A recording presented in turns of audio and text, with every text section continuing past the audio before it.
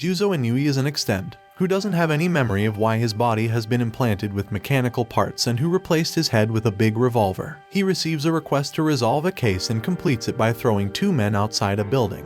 He then explains to a girl named Mary that he doesn't allow anyone to trigger his head revolver because he doesn't trust anyone. On his way back, he overhears people talking about an extended who kidnapped a boy and killed a man. He also watches a nun talking to the police there. As he reaches his office, he finds an extended holding a boy in his office. Juuzou thinks that he is the culprit and tries to make a phone call to the security bureau. The extended pleads to him, saying he doesn't want to be a tool again, which makes Juuzou stop. The security bureau arrives at the door even though he hadn't even made a call to them yet. They demand Juuzou to hand over the culprit extended, but he refuses to let them enter his office. The man named Bromwell tries to threaten Juuzou, but he doesn't back down and threatens him back, sending them away. The extended thanks Juuzou and asks him to take care of the boy named Tetsuro and leaves to distract the bureau. Juuzou then calls Mary and asks her to hide the boy at her place. Juuzou takes Tetsuro outside and the nun from before shows up and thanks him for saving the boy and demands to hand him over. Juuzou refuses and reveals to her that he doesn't think of her as a real nun, as a normal nun would look at him with fear. She then takes her clothes off, revealing her real identity as a Berühren agent. She shoots him 4 times, but Juuzou dodges in time. Juuzou questions if she doesn't want the kid back, which she replies she only needs the kid's head. Juuzou throws a smoke bomb and hides behind a pillar to smoke a lollipop. She calls him a useless tool without a shooter to pull his revolver head trigger. Juuzou, now angry, decides to stop hiding and face the nun. Another extended appears and restrains the woman. She manages to free herself by shooting into the air and making the bullets rain down. She shoots the extended head and Juuzou leaves his back vulnerable as he caught its body before it falls from the building. She points her gun toward the back of his head and is forced to let her take the kid. She still shoots Juuzou, making both of the extended fall from the building. Juuzou wakes up and shakes his revolver head in the fear of getting rusty. The extended reveals that he is actually Tetsuro, currently possessing the body of an extended. He also reveals that he was a prisoner at a secret facility, and the facility installed a device called Harmony in his body to control him from a distance. Juuzou finds out the location of the body of Tetsuro as he already had put a tracking device on it. He punches and stops a train on which Tetsuro's body is kept. The agent's robot team gets out and starts shooting Juuzou, who jumps to dodge the bullets and smashes out the heads of 2 robots right away, while stating that he's an unarmed man. He gets into the carriage transporting the kid and the agent shoots Juuzou with anti-overextend bullets. But Juuzou doesn't get any injuries. He possesses a mechanical body. He starts shouting at the kill about his own dream and the kid wakes up, activating his Harmony skill to ask for Juuzou's help while possessing a robot's body. The agent shoots Juuzou again but is shocked when he uses his arm to stop the bullets. Juuzou approaches her as she loses her will to fight and knocks her out,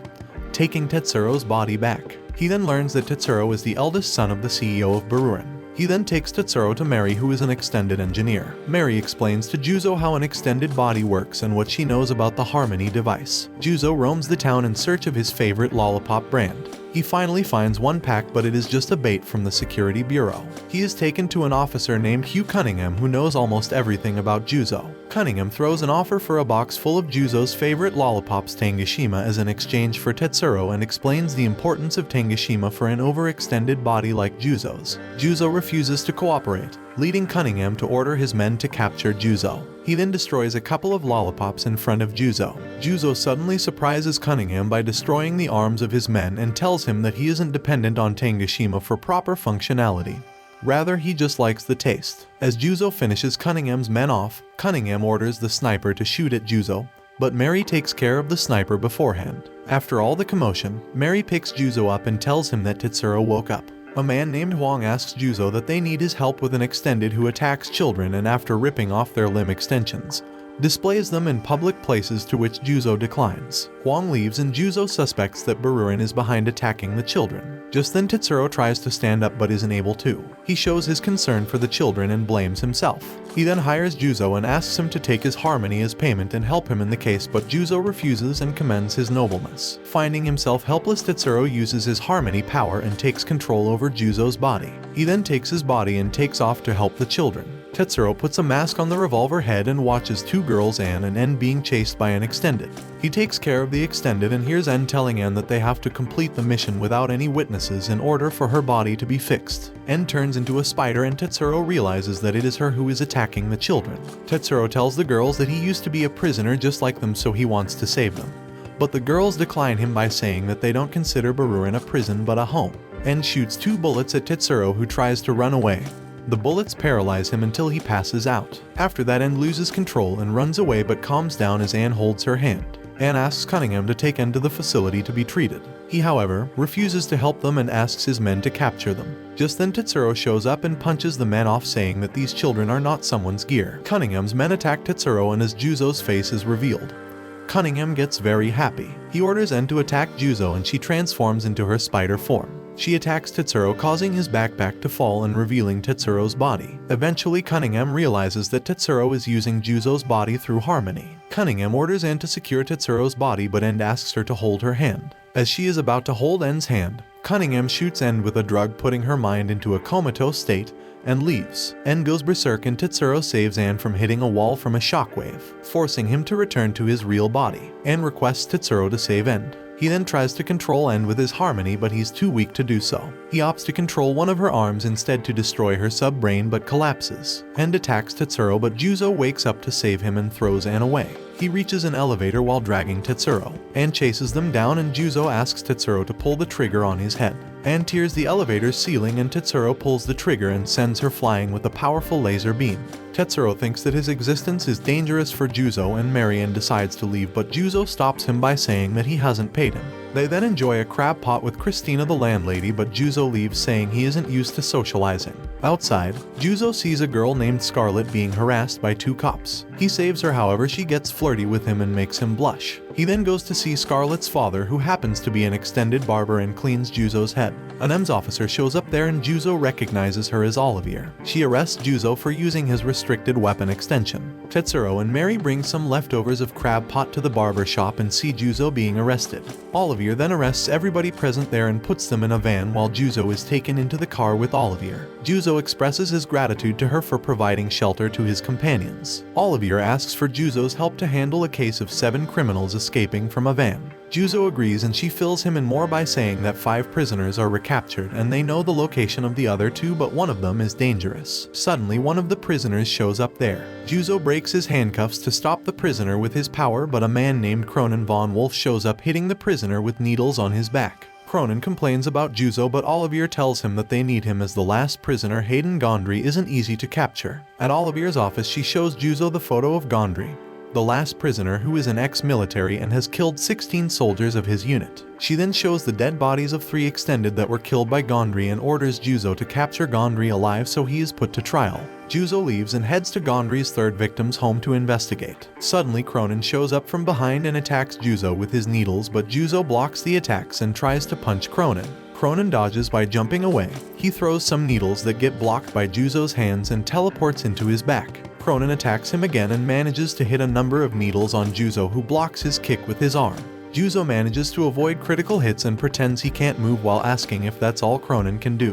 Juuzou asks Cronin to take him to Takasada mega armed, as he is going to be the next victim of Gondry. Cronin drives Juuzou to the location. Juuzou tells him that Gondry used to be his superior and is killing his remaining war buddies. After reaching there, Juuzou sees a tiny girl who isn't afraid of him. The little girl offers flowers to Takasada and he accepts them. Suddenly, Gondry attacks Takasada, but Juuzou restrains him. Gondry releases himself to fight, but Cronin throws needles at Juuzou's back to keep him from interfering.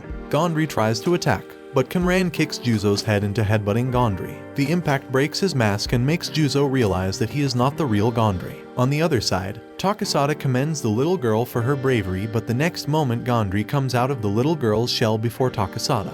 Olivier gets suspended for targeting Gondry. Meanwhile, Gondry hides in a pillar to attack Takasada. Cronin throws needles at him, stopping him, forcing Gondry to use a dust cloud to escape. Tetsuro learns from Mary that Juuzou might be in need of his lollipops and uses his harmony on an extended policeman to deliver the lollipops to Juuzou. Takasada explains the weakness of Gondry's sub-brain that causes him to go on a rampage. They talk about the ineffectiveness of Cronin's needles on Gondry when Cronin tells Juuzou that Olivier is suspended. Yet, Juuzou refuses to back down from the case. As Cronin leaves, Gondry appears from Juuzou's back and attacks. He restrains Takasada against a wall, claiming he just wants to kill his rivals. Juuzou stands up and asks Gondry for a showdown to test whose sub-brain fries first. Juuzou punches Gondry's shield while the other tries to stab him.